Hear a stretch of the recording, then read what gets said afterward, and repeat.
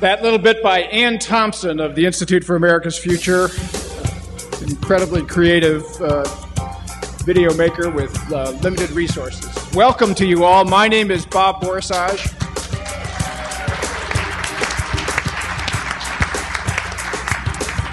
I want to welcome you to the 2008 Take Back America Conference on behalf of the Campaign for America's Future and its 44 partner organizations and sponsors. And first, let me wish you all a happy St. Patrick's Day. My tie's not green, but my Italian blood, I couldn't get there. But because it's St. Patrick's Day, understand that the parties are going to open early today and they're going to go late. So we're going to have some fun tonight. But this morning, the question is, are you ready? Are you ready to take back America?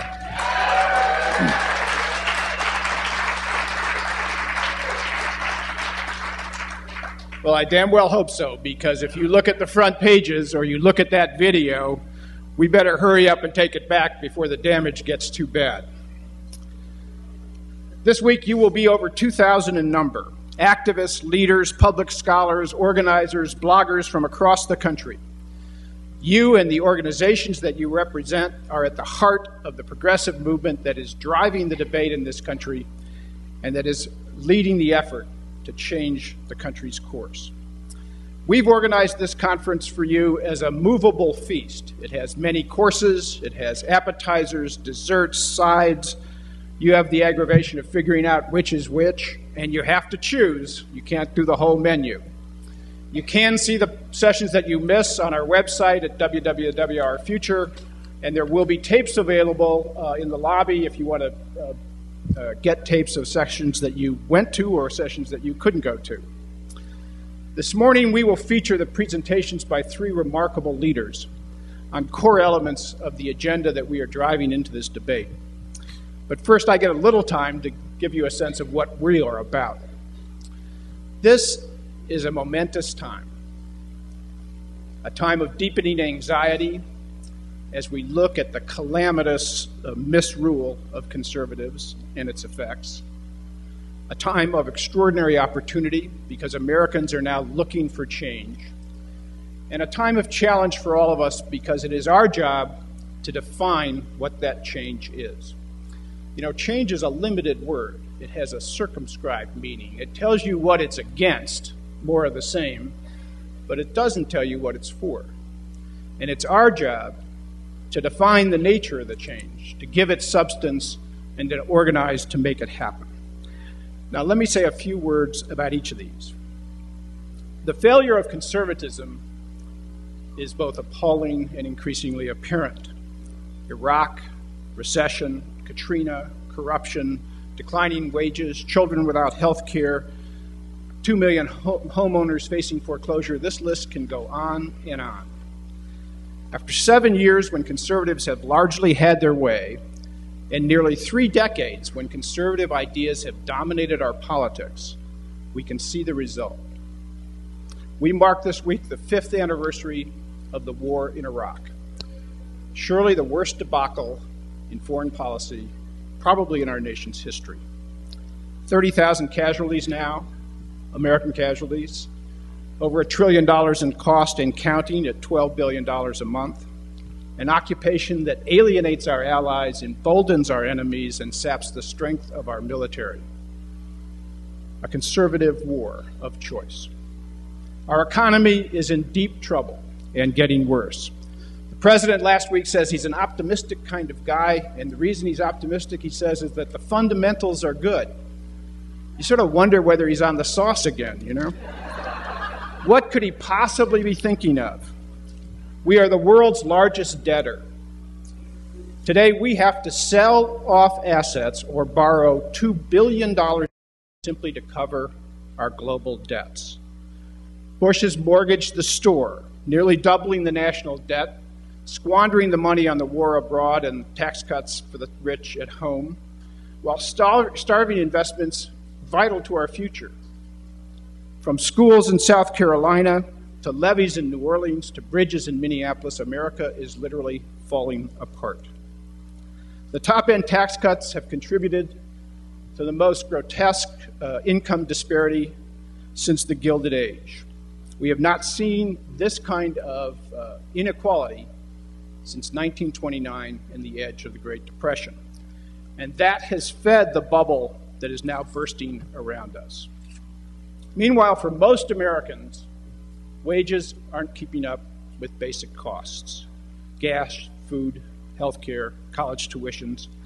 A 30-year-old worker today makes less in inflation-adjusted dollars than his father did 30 years ago. Now, America's strength is not the firepower of its arsenal. It is not the wealth of billionaires. America's strength is the common faith that the American people have, that their children will have a fair chance to thrive, a good shot to do better. And it is that faith, that common strength of this country, that is now being shaken. And last week we saw a good snapshot about why this is so. President Bush went up to the Economic Club of New York to talk about the economy with the haves and have-mores that he once described as his base. He admitted that the economy was in a rough patch, but talked mostly about the need not to overcorrect. He reassured the bankers that he would oppose any effort to force renegotiation of mortgages for the 2 million homes that are now homeowners that are now facing foreclosure, or the 1 in 10 homes that are now worth less than the mortgages that are on them. But for those homeowners, he said, look, the market just has to work out. And then once it hits bottom, we'll see what happens. But he praised the Treasury and the Federal Reserve for its strong action in intervening in different markets. And that he was referring to the $400 billion bailout of the investment houses and Bear Stearns. It turns out that Bear Stearns and numerous other investment banks are too big to fail. Bail out those who caused the problem and abandon those who are its victims. And once more tell the Buccaneer bankers, we got your back. You can gamble with other people's money, you can pocket the profits, and we'll cover your losses. It's no wonder that the gambling has gotten so frenzied. They have a party, and we get stuck with the bill. The president clearly earned his lunch that morning, and the lunch was a $1.4 million fundraiser at $20,000 a plate for the Republican National Committee. It was held, the Washington Post reports, in a posh co-op that was built in 1929 and completed 1 month before the stock market crash. You can't make this stuff up. Take back America, it is way past due. Now, Americans get it, and this is my second major point. They are looking for change. They started in 2006 to clean house, giving Democrats majorities in both houses. It is conventional wisdom that 2008 will also be a change election. Recently, Bill Foster, running against the war and for health care, a man, incidentally, who spoke last year at Take Back America, just won in the solidly Republican district of retiring House Speaker Dennis Hastert.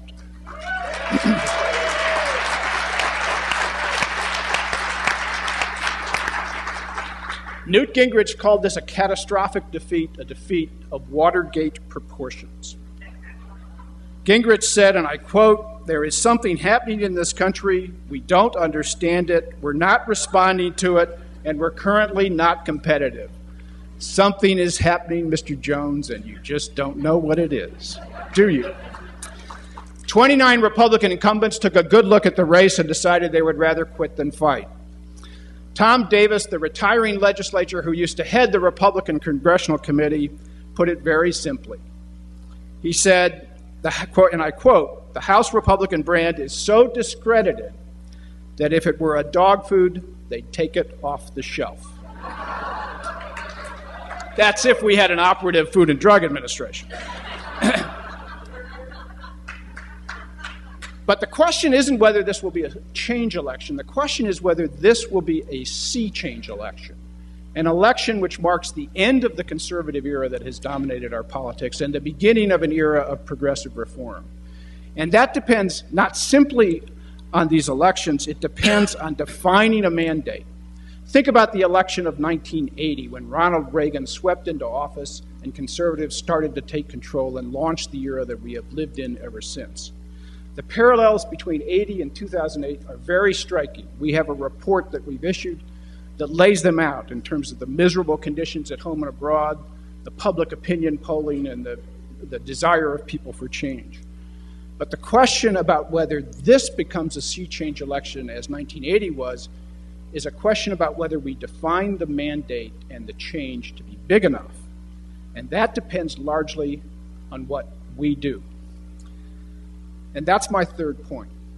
We have to mobilize to create the change that we want to make. Now, we are already driving the debate in this election. We're headed into the most ideologically distinct election in presidential campaigns, the most stark choice probably since 1980. It doesn't matter who wins the Democratic nomination. And that is largely because progressives have driven the debate in the democratic process and have helped forge the agenda of those candidates. George Bush isn't on the ballot this year, but John McCain seems intent on putting his policies on the ballot, pledging more war, more tax cuts, more corporate trade, more deregulation and privatization, even as he told the Wall Street Journal 2 weeks ago, another run at privatizing Social Security. In contrast, both of the Democratic contenders promise to get the troops out of Iraq, to create millions of new jobs by investing in new energy and the green economy, to push for affordable health care for all and pay for it by raising taxes on the wealthy, to empower workers and hold corporations accountable to environmental, consumer, and worker protections, and to even challenge the corporate trade agenda. Now, they didn't start with that agenda, but they've ended up there.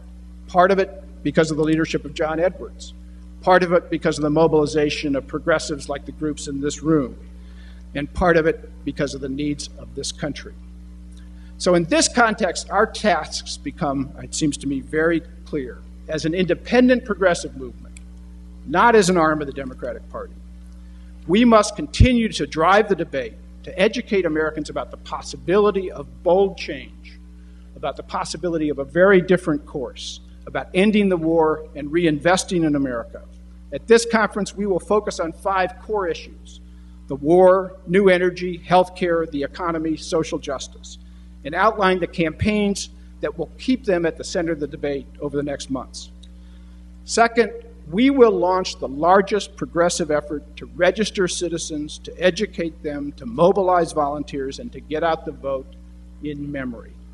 We will build on the record turnout that has already taken place in the Democratic primaries. At this conference, we will preview the major efforts that are forming to do just that, from the AFL-CIO's political program that will reach into 1 out of 4 households that vote in this election, to Move On and America Votes, and the efforts to drive volunteers to really get out the vote.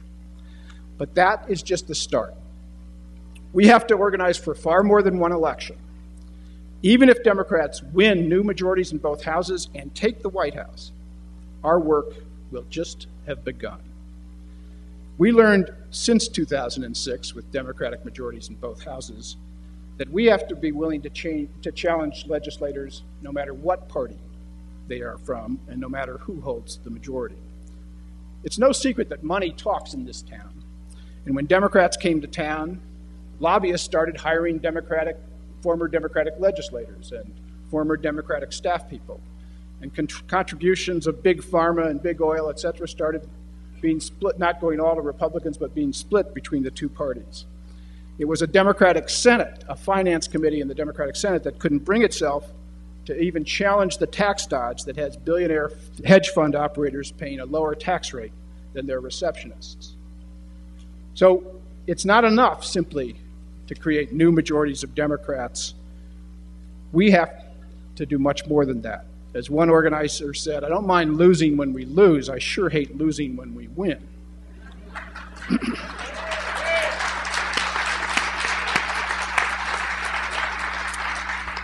So that's our third task. If we're going to fix this place, we have to clean out the stables, and to do that, we have to be serious about building an independent accountability project. We need to organize so that politicians of both parties will know that we hold them accountable, and we will hold them accountable if they vote for their contributors against the interests of their constituents, if they stand with the special interests against the common good. Now, you have already demonstrated your ability to do that. Led Lamont's insurgent campaign in 2006 against Joe Lieberman, which was fueled and formed by progressive bloggers in the anti-war movement, helped Democrats across the country find their voice on Iraq and help them win the majorities that they gained in 2006. And this year, the insurgent campaign of Donna Edwards, fostered and supported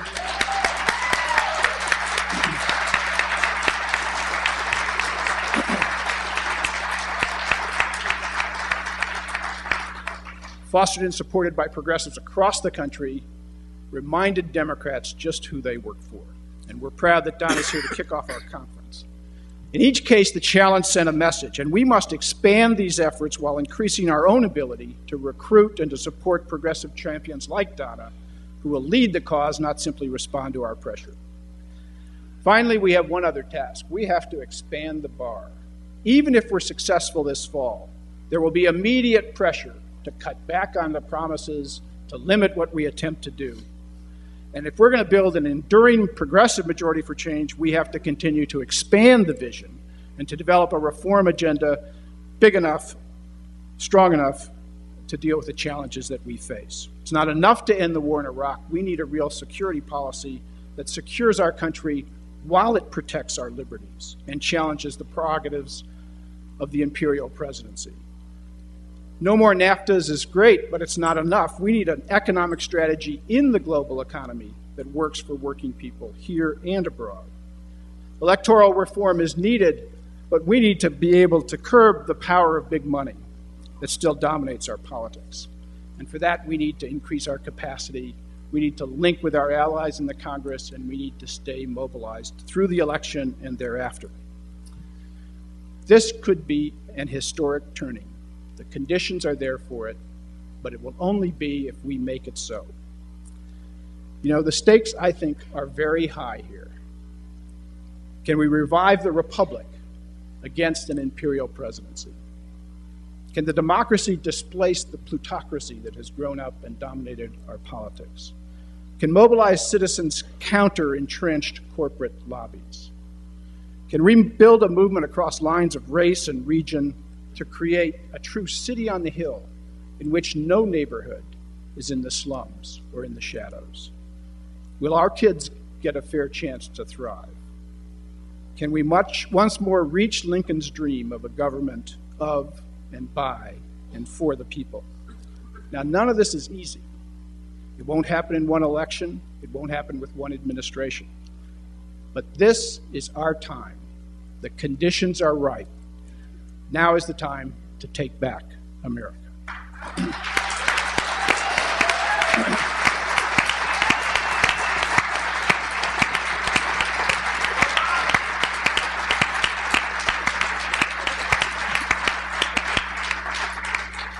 You ever think about how nervous you get giving a speech in front of Reverend Jesse Jackson? I mean, it's ridiculous.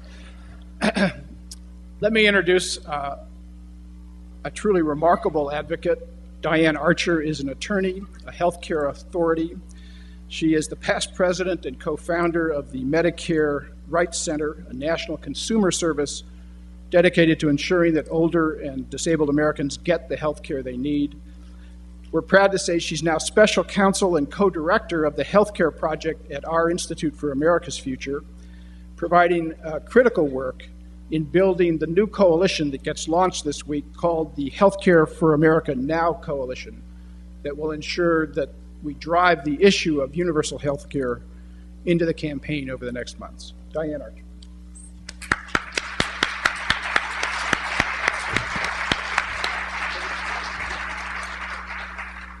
I'm happy to be with you today to talk about health care reform. You've seen the headlines.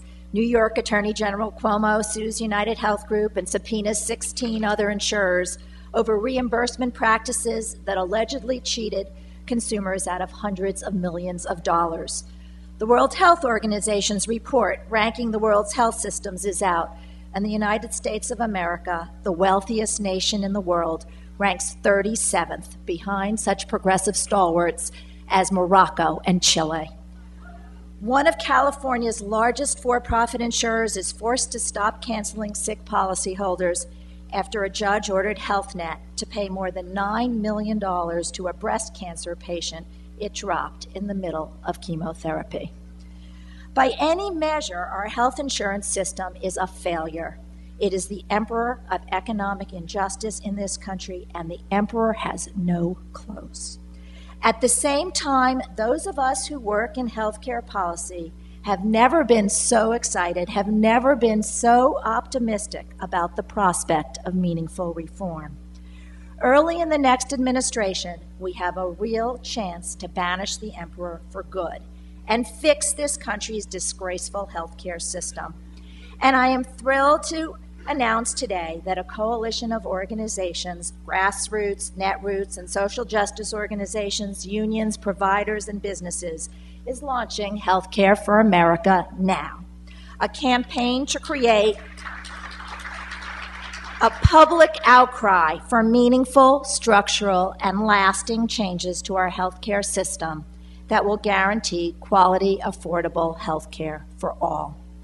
This isn't the first time the progressive community has coalesced around the intersection of healthcare and social justice. More than 40 years ago, a different coalition built a powerful political constituency for healthcare reform and created Medicare to fix a portion of our healthcare system. Medicare is a simple, if imperfect, public insurance program, and it works. It guarantees health security to older Americans and peace of mind to their families. Medicare assumes risk, pools risk, and spreads risk. It is affordable and relatively efficient.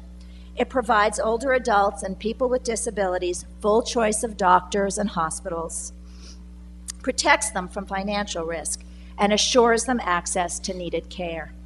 We all contribute to a public insurance pool, and the government takes care of our parents and grandparents when they become eligible.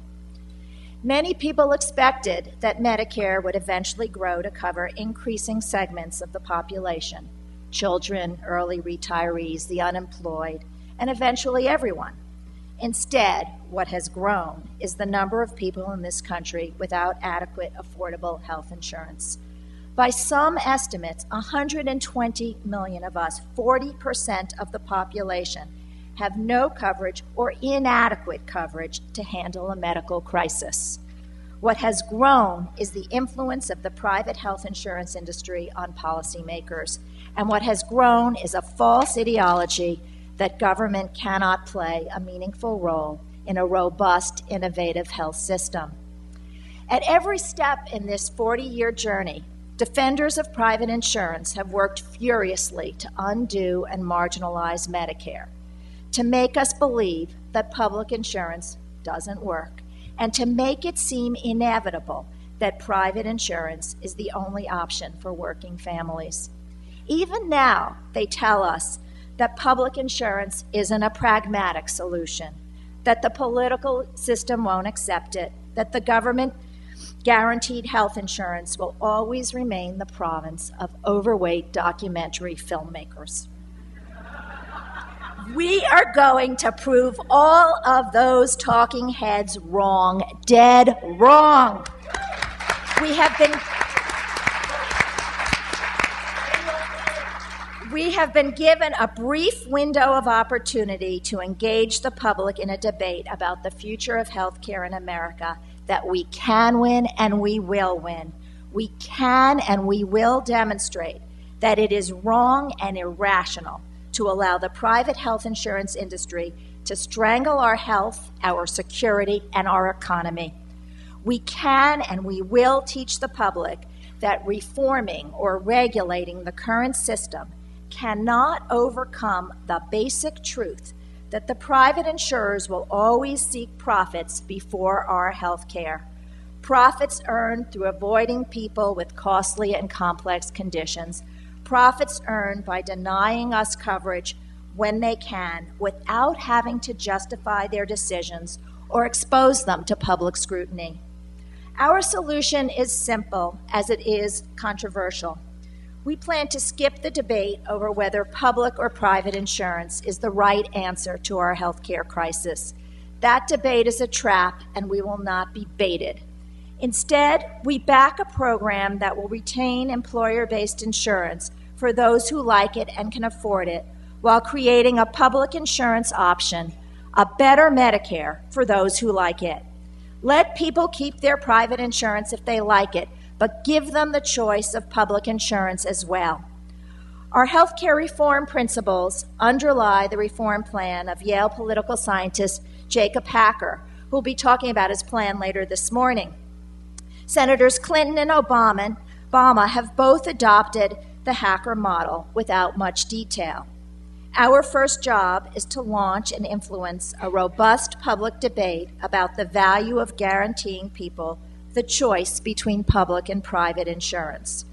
Our second and much more important job is to insist that the next president and Congress keep their campaign promises despite the vast right-wing conspiracy that we are sure to unleash, and implement a meaningful legislative solution to the healthcare crisis. Why have we chosen this route? In poll after poll, 2/3 of the public across the ideological divide support a choice between public and private insurance, so long as they can keep the insurance they have. They support it even if it means higher taxes, even if it means a larger government role in healthcare. People are deeply suspicious of private insurance. They think the insurers are greedy and bureaucratic, charge them too much, and may not be there when we need them. But private insurance is the devil they know, and it will take education and experience to show them that public insurance works and works better. Can this hybrid system succeed in reforming the healthcare system? Absolutely. In a recent cost-impact analysis of a public-private health insurance model commissioned by the Economic Policy Institute, the Lewin Group projected that over 1/3 of all Americans would immediately move into public insurance, and that the public insurance option would drive over $80 billion in annual savings.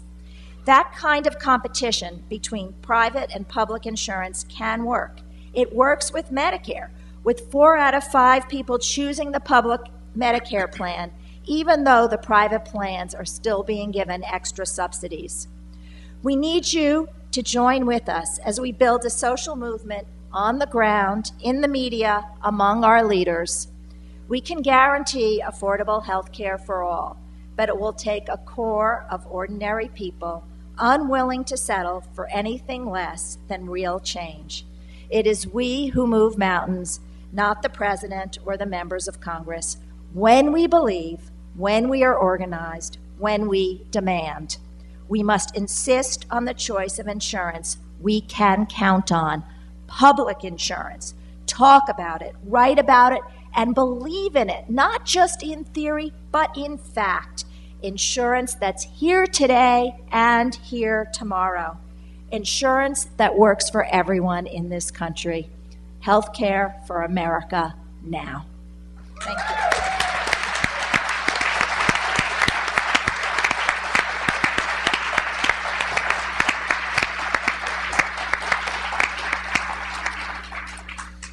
Healthcare for all. You can't solve America's budget problems without reforming healthcare. You can't solve America's health problems without reforming healthcare. And it will be a Donnybrook. This conference will feature a series of panels on this issue. We have to organize the largest coalition and the largest mobilization to drive this issue over the next months. Now I have a distinct pleasure of introducing you to a powerhouse. Van Jones is the president of the Ella Baker Center for Human Rights in Oakland. He is the co-founder of Green for All. The Ella Baker Center offers creative solutions for the harshest challenges of social inequality. I first met Van when he was doing Books, Not Bars, with mobilizing thousands of children, of kids, to demand that they get decent schools and modern textbooks rather than be channeled in a pipeline that heads towards prison. Working with the Apollo Alliance, Van recently launched the National Green Collar Jobs Initiative that has captivated support and captured support across the country and in the Congress. He's a graduate of Yale Law School. He's an extraordinary leader. It's a pleasure to introduce Van Jones.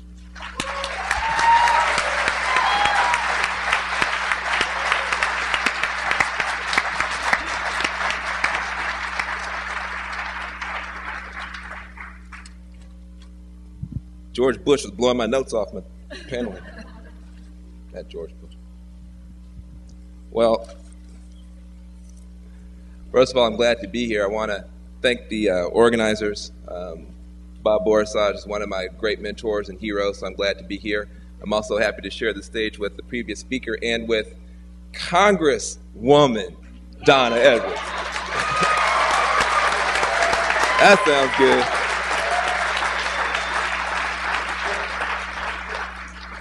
I also want to honor and acknowledge my colleagues who are here with me from Green for All. I think Jason Walsh is here, and Perrin Shaw, maybe Courtney Hull. Give a round of applause. They've been driving this green collar jobs agenda, making it happen. And lastly, I just want to acknowledge all of you. Many of you have held aloft the torch of conscience in this country, of hope through some of the darkest winters that this republic has ever seen. Many of you have been the people when it wasn't popular, when people were waving war flags in your face, who were questioning your patriotism as you stood up for the Constitution and for America's freedoms. Many of you in your families were insulted, isolated. You kept the faith and you kept going. And as a result, the country is now coming to your perspective as a result of your fidelity to the cause. Next year, when we have this conference, it will not be called Take Back America. It will be called Took Back America, Took Back America, Took Back America, because of you.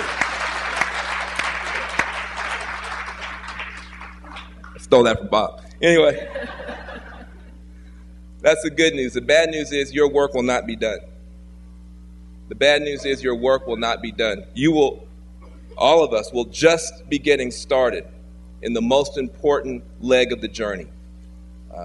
There are a lot of issues that are important. I'm here to talk about new energy and the reason for it. The reason for the centrality of this in the new progressive agenda is very simple. If we do not have a World War II level mobilization to retrofit, rewire, and reboot this country, if we do not have a World War II level mobilization, there may not be a 22nd century.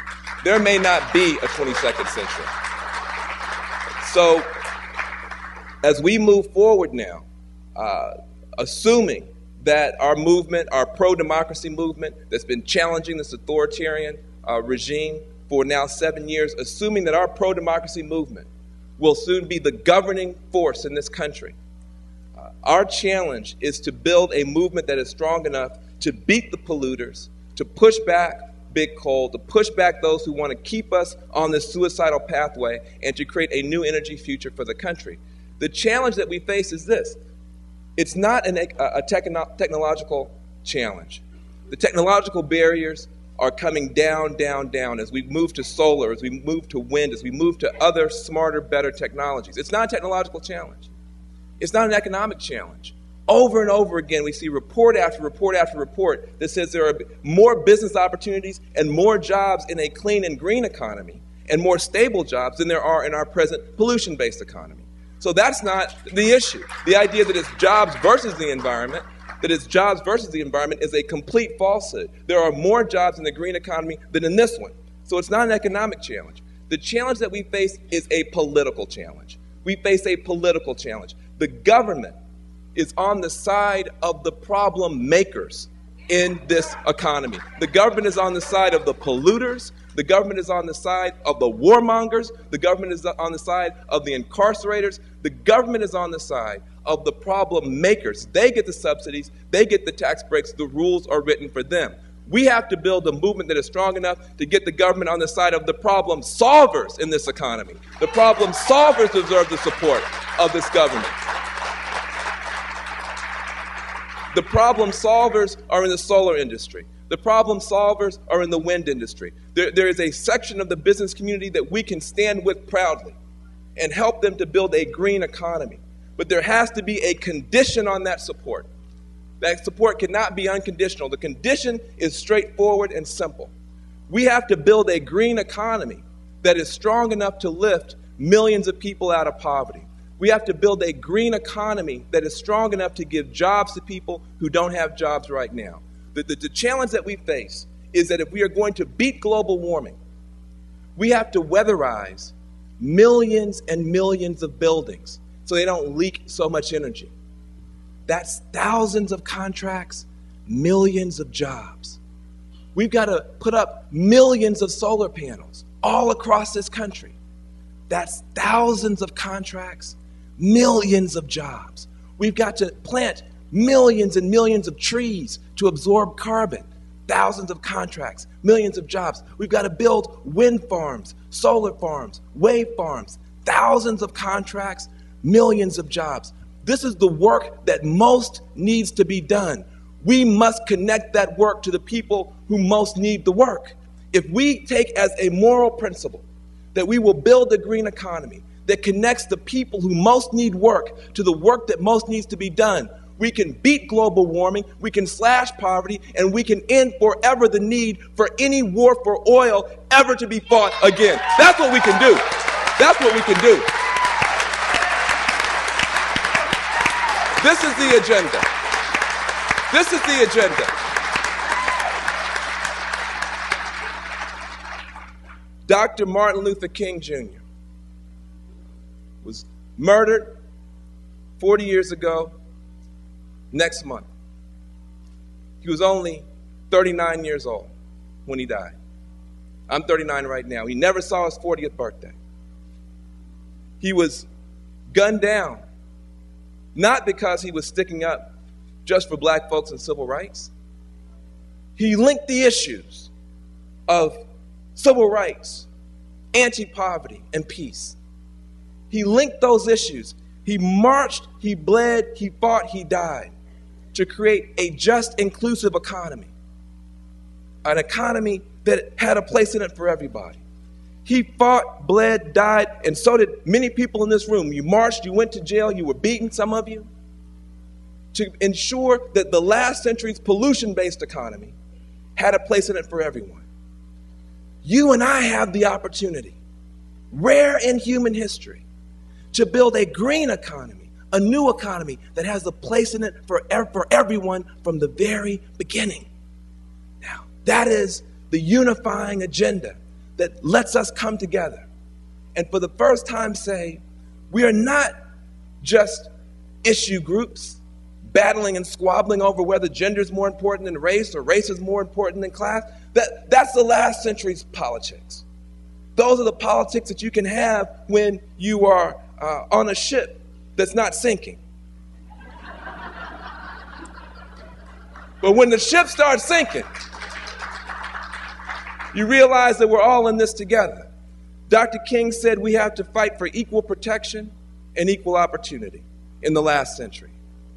In the new century, the agenda is the same. In the new century, we need equal protection from the worst of global warming. No more Katrinas. No more politics of sink or swim. We had, for years, both political parties saying, we don't need government. All we need is rugged individualism. And if a problem comes, just be more rugged and more individual, and it's all going to work out fine. And then we cut on our television sets in the wake of Hurricane Katrina. And after listening to all this rhetoric about how it's good for people to be on their own, let them sink or swim, let them do for themselves, you cut on television, you saw an American city underwater, and you saw people sinking. and black people and white people and Asians and Latinos and Native Americans and Muslims and Democrats and independents and Republicans saw the embodiment of that view, what it means to let people sink or swim. And the whole country said no. And as we move forward now into an age of ecological peril, an age of floods, we reject the politics of sink or swim. And we say, as Americans, as human beings, as people on this planet together, that we will not leave our brothers and sisters to sink in the flood, to sink in the floodwaters of storms, of economic crisis. We say we do not believe in sink or swim politics. We say we are all in this together. We are all in this together. We're all in this together. That's our politics. That's where we stand.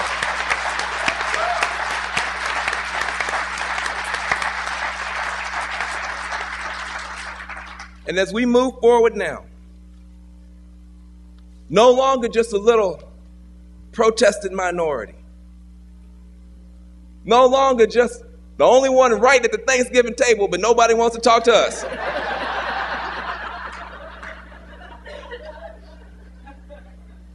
As even grandmama and grandpapa start asking hard questions about their President Bush. As we move forward together now, we are no longer talking about issues, just another word for problems. We are now becoming the movement that offers solutions to America's problems. Comprehensive, holistic, smart, intelligent solutions. And as we do that, across lines of race, region, generation, class, and color, we can build a movement that can finally say, we are strong enough, smart enough, innovative enough, creative enough, beautiful enough to do more than take America back. This movement is about to take America forward. Thank you very much.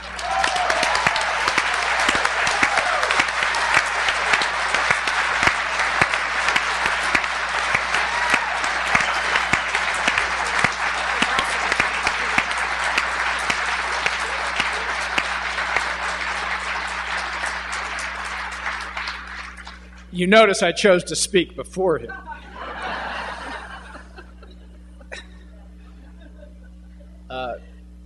She is the co-founder and executive director of was the co-founder and executive director of the National Network to End Domestic Violence. She currently is the executive director of the ARCA Foundation in Washington, D.C.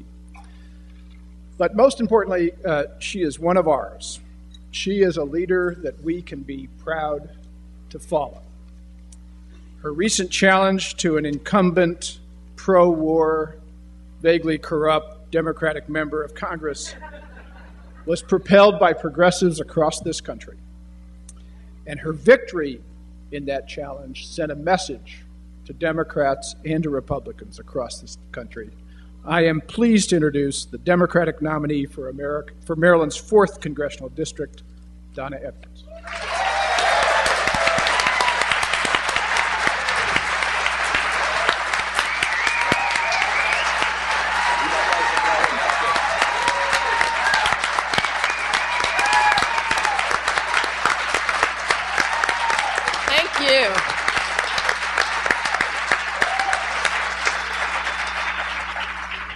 Thank you all so much. It is wonderful to be here. And Bob, thank you always for your leadership. And great to share a stage with Diane and with Van. And I didn't want to follow Van either. And, when I came this morning and I thought I had a few notes and I needed to say a few things, and then I thought, I'm home. I'm with family. And it's really great to be home. Well, when I decided to run at first in 2006 out in Maryland's 4th Congressional District, a lot of people said, she is a nut. She's crazy. She doesn't know what she's doing. Taking on then a 7-term incumbent, now an 8-term incumbent who will be saying goodbye to Congress in January 2009.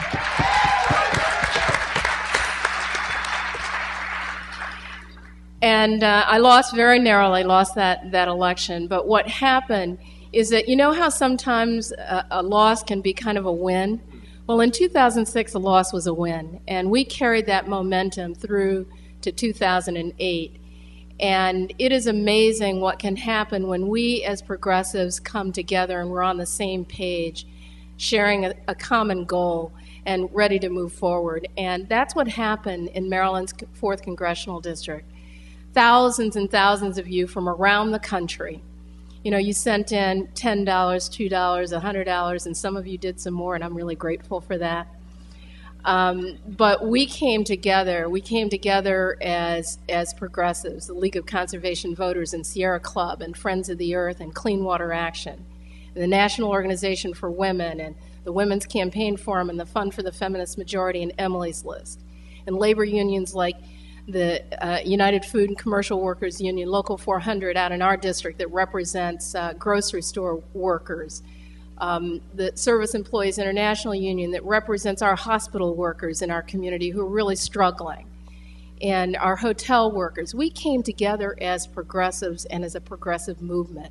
Move On and DFA and Progressive Democrats of America, I mean, all of us. And we turned a loss in 2006 into a win in 2008. But we didn't do it by ourselves. We didn't do it by ourselves. We did it because we share the views and the values and the vision of people in our congressional district and across this country, and they are progressive views.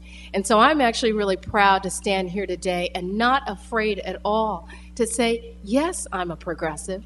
You're right, I'm a progressive, because if a progressive means wanting to have health care for all of us, wanting to have an environmental policy and an energy policy that says that we can protect the environment and create jobs.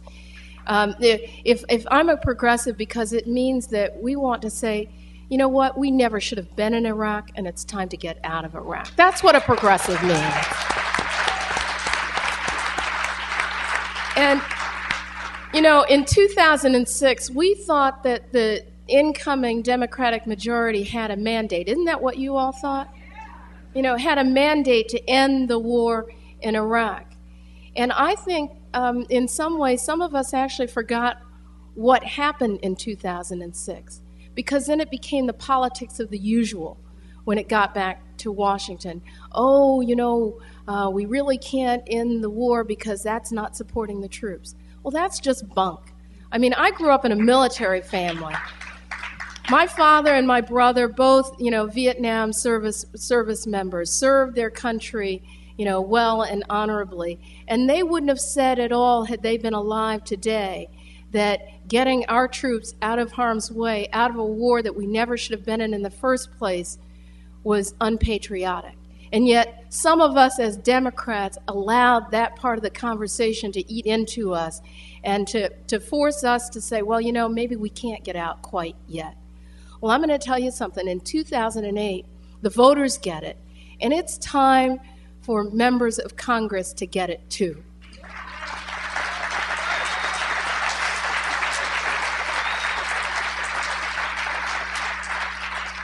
So here's what's going to happen in 2008. Now, before I came into the progressive world and the nonprofit sector, I used to work for, and I'm going to go ahead and say it, I used to work for the Lockheed Corporation.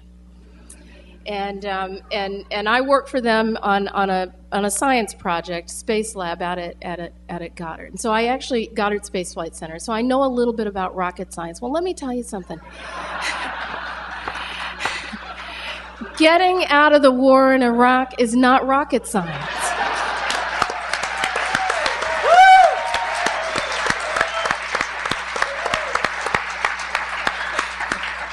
You know what it is? It's common sense. It's saying it's time for us to invest in diplomacy and in peace instead of investing in war. It's time for us to get the troops loaded up in all those vehicles and trucks that they were loaded into and driven across the desert in and drive out. It's time to get them on the boats and get them back, and in the planes, the cargo planes, and get them back to the United States and back to their families and back to our communities. It's not rocket science. It's time for us to engage other partners in the world who walked away from us because we were engaged in something that was ill-fated from the beginning. And so I know that we can do this. We have the tools to do it. We already have some of the legislation to do it. And now it's time for us to put the heavy metal and the footwork to getting it done and getting out of Iraq. And I know that we can. Now, some people out there, we know that the naysayers are out there. We know that the 100 years guy is out there too. But we're not going to let them have their way. Because we're going to do something, and I know that if we can't do it between now and January 2009, when I get into the United States Congress, and we're going to have some more progressives coming into Congress with me, we're going to get it done because we're going to rear our shoulders back. We're going to gather a little bit of backbone and a little bit of courage, and we are going to join a Democrat in the White House in standing down to this politics of war and politics of disengagement, and we're going to get out of Iraq. Now, I noticed, the papers have stopped publishing the numbers of war dead every day. I flipped through the Washington Post yesterday. Now, this is the paper in our town, and it's Congress's paper. And I flipped through the Washington Post, and in the A section, the news section yesterday, there was only one story about Iraq, and it was on page A18, and it was the story of a young man who's a Marylander from just outside of Baltimore, who after 2 weeks having suffered injuries in a car bombing, died. That was the only story about the war in Iraq in the nation's paper, the Washington Post, yesterday, the weekend before the 5th anniversary of the war. And so something's going on out there. And we have to stop that. Because when the American public can't get to the truth and can't hear the truth, then we can't know the pathway to getting out. And so I want you to start writing your newspapers, and I want you to tell them they need to put those numbers back on the front page again, because every one of those lives counts for something.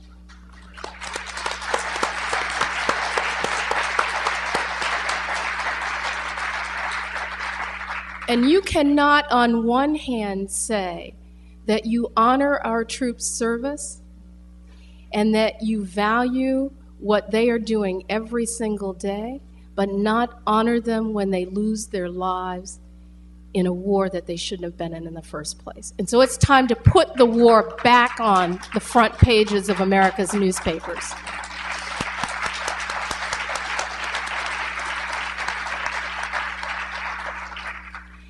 Now, I know that it's going to take a multifaceted approach and a responsible plan to get out of Iraq. And tomorrow, I'll be joined with a number of other progressive candidates from around the country and military leaders and foreign policy advisors. And we have put together a roadmap and a plan that will lead us out of the war in Iraq. And we're calling on candidates across the country to sign on to that. And so it will be clear when I arrive and when others arrive into the United States Congress about what our mandate is. We won't be confused about that. We won't be confused at all. We will know that our first mandate, of course, is to protect America's interest. And the way that we do that is we get our troops out of Iraq, we re-engage in diplomacy, we make sure that we take care of those who come back to the United States who've served us in this debacle, and then we engage in the future through international institutions so that we never, ever, ever make this mistake again. And the United States Congress takes back its responsibility for oversight, takes back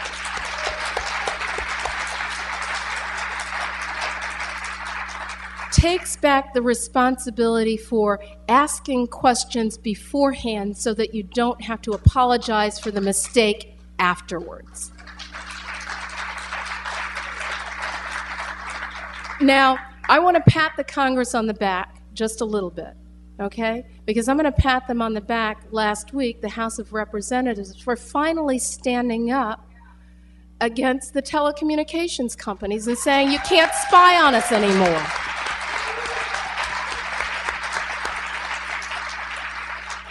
And so we need to hold their feet to the fire. And the way that we move forward to take this country back is we start saying no to the banks and the credit card companies, no to the telecommunications companies, no to the oil and gas companies, and no to all of those interests who are making profits off of a war instead of on peace. And when we do that, we will get to health care for all of us. We'll get to a green economy. We will make sure that homeowners and consumers are protected in their homes and can keep their homes out of foreclosure. And we'll make sure that when you show up with $50 in the grocery store, you can do more than just buy a box of cornflakes and a little bit of milk. Because that's what the American public expects, and that's what is our job to deliver to them. And I will say this one last thing, because I'm going inside now, and I've always played outside, so it's a little confusing for me. But I'm going inside now to lead, and the only way to do that is if you are there every single day pushing all the way, because you don't want me and my colleagues succumbing to all of those corporate special interests who are just chomping at the bit to get to us. And so I'm counting on you to have my back in the United States Congress. And I thank you so much for your support. It's great to be here, and it's good to be a progressive. Thank you.